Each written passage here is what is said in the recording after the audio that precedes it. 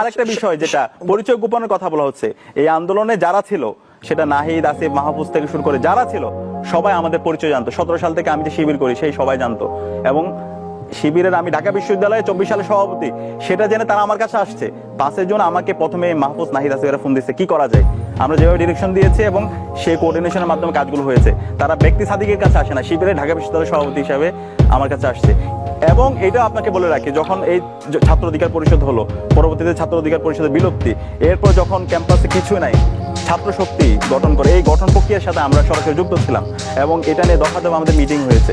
ছাত্র শক্তির প্রথম প্রোগ্রাম যেদিন হামলা হয় সেদিন এই আসিফ মাহমুদ, আজকে যে উপদেষ্টা, ওনাকে আমি টাঙ্কারপুল থেকে নিয়ে যখন আক্তার ভর্তি ছিল গণস্বাস্থ্য হাসপাতালে, সেই আসিফ মাহমুদকে আমি নিজেই বাইকে নিয়ে রাইড করে তাকে হাসপাতালে নিয়ে গেছিলাম, এবং সেখানে গিয়ে তাদের ট্রিটমেন্টের ব্যবস্থা করে সামগ্রিক খোঁজ খবর নেওয়া, এই সব কাজগুলো আমরা করেছি। এবং এটা সবাই জানতো, ইসলাম ছাত্র শিবিরের আমি বিশ্ববিদ্যালয়ের সভাপতি, সেক্রেটারি যখন যা ছিলাম, একদম লম্বা সময় ধরে 17 সাল থেকে একদম 24 সাল পর্যন্ত সবাই সে আমার পরিচয় জানতো। আমার পরিচয় জেনে সবাই আমাদের সাথে কোঅর্ডিনেশন করে আমরা কাজ করেছি।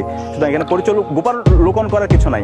ওই সময়ে আমাদের বাধ্য হয়ে পাবলিকলি ঘোষণা দিয়ে আমাদের কাজ করার সেই অবস্থাটা ছিল না, যে কারণে আমাদের শিক্ষার্থীদের সাথে সাথে আমরা দাবির সাথে ছিলাম, কিন্তু ঘোষণা দিয়ে সেই অবস্থাটা ছিল না, কারণ আমাদেরকে মেরে ফেলা বৈধ ছিল।